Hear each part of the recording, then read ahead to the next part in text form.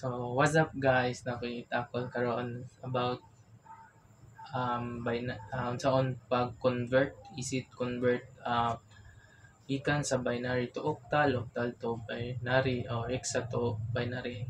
So, muna kong itakol karon. So, natay example. Binary to octal example karon. So, what is a binary and octal? So, ang binary is a unit also known as a bit, and then nagakuan siya og smallest unit of digital information that computer can understand by zero and ones. And then sa atong octal is kanang uh, it's a system that place a value of each digit is power of 8. So ang octal daw is kuan gikan sa 0 to 8 ano siya ang kuan sa octal niya. So ang primary is kanang primary use niya so sa computer and digital electronics para mo provide siya og compatible and reliable na repres- uh, represent along ng binary code niya. So mo to tong example no. So mo itong example sa binary to octal na simulation gi simulate ato. So nata example diri kani mo ni siya itan daw sa nakoy gibutang diri input na binary.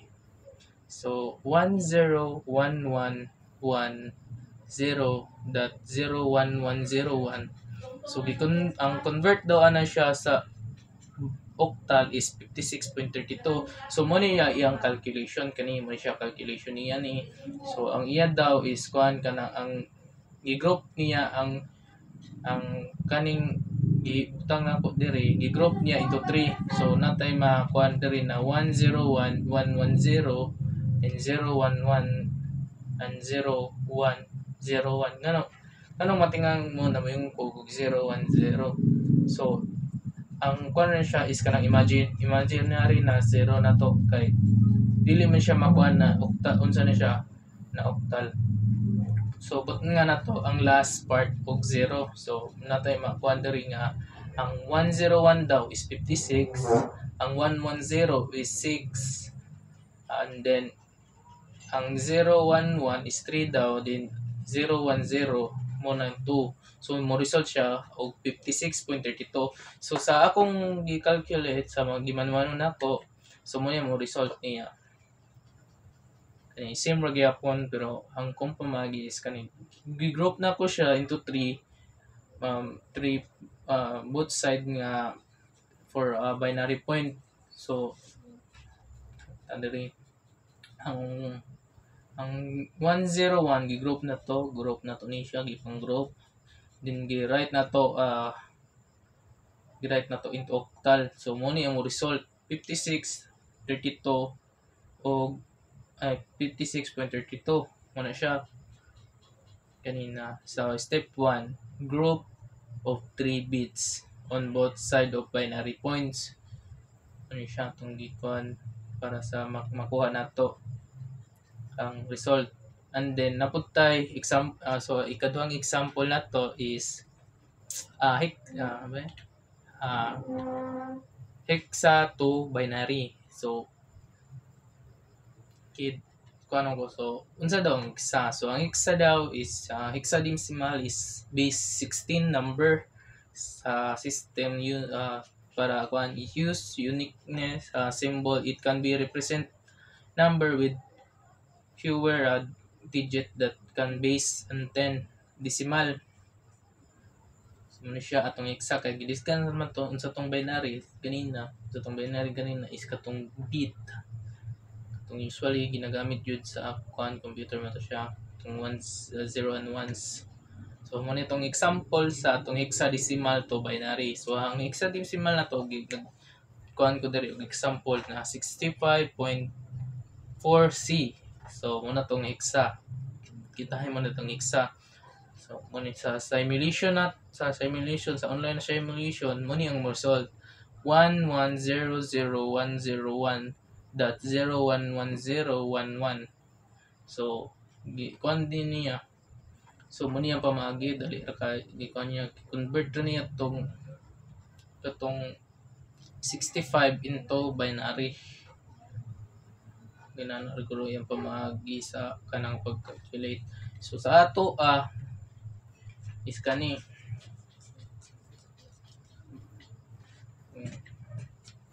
sa ato is kani gikan daw sa atong hexa step 1 na to, represent mo nitong consider hexadecimal numbers mo nitong example, di ba?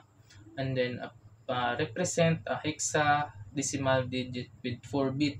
So atong hexa to binary na to.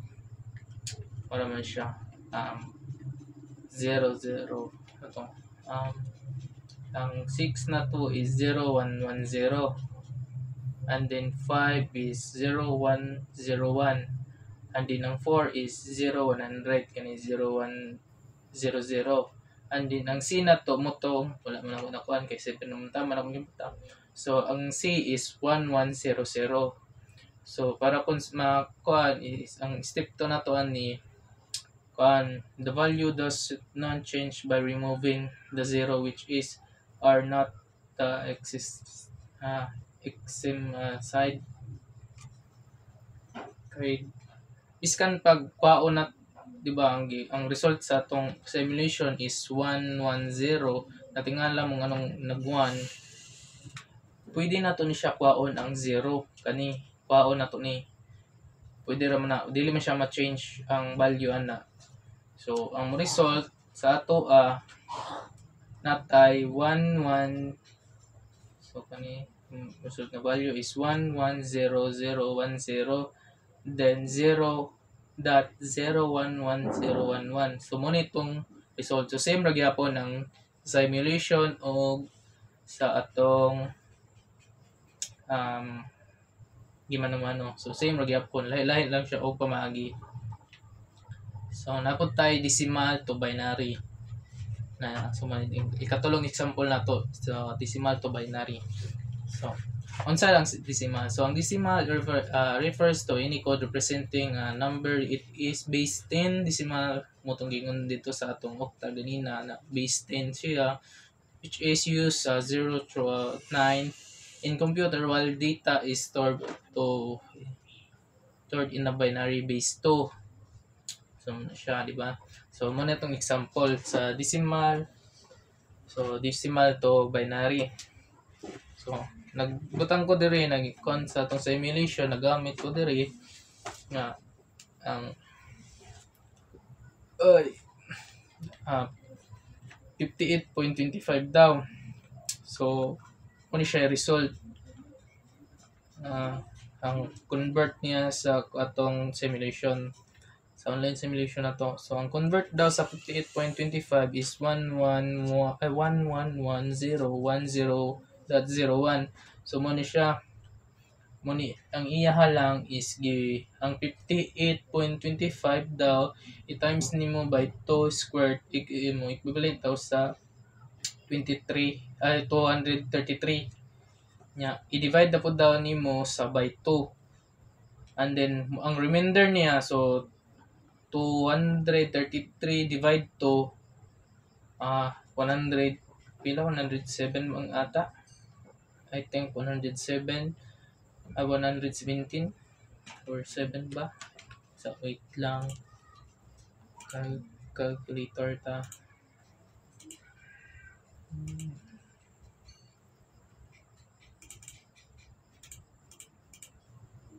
Divide 2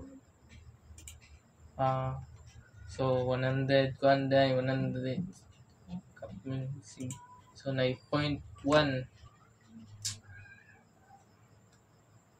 so 9 point siya na ay dili sakto siya, and then na siya bit ay dili di ay so 1 gyapon. So 116 divide 2 58, so wala siya remainder so 0, and then 58 divide 2 is 29, so may nagyapon ng iya. So sa atong pamaagi sa atong manman no inani So muna siya itong kuan, consider mo na itong decimal number. So tinitin ko ta. So sa step 1, step 1 na to, divide of 58 successive successive with base 2. So ang 58 daw i-divide na to 2 mo ng 29 remainder 0 kay wala may kuan. So 29 divide 2 14 remainder 1 kay dili man pwede ang 29 i-divide mo 2, di ba? So remainder 1. And then 14 divide 2 is 7. So wala man. So 0. 7 divide 2 is kung hindi man siya pwede. So 7 divide. So may muna siyang 6. So 6 divide 2 is 3. So remainder 1. And then 3 divide 2 is 1. Kay kuhaan man ng kay dili man siya pwede ma-divide. So 0 ay kuhaan na ni 1. And then kani 1 divide 2 is 0. Na siya remainder na 1. So muna siya. Ang pagbasa na to ani sa rekuan ato is pataas gikan diri sa ubos, pataas atong kuan. So muna ang 58 daw na to is 11101 muna siya. So step 2 ta sa kaning 0.25 na to.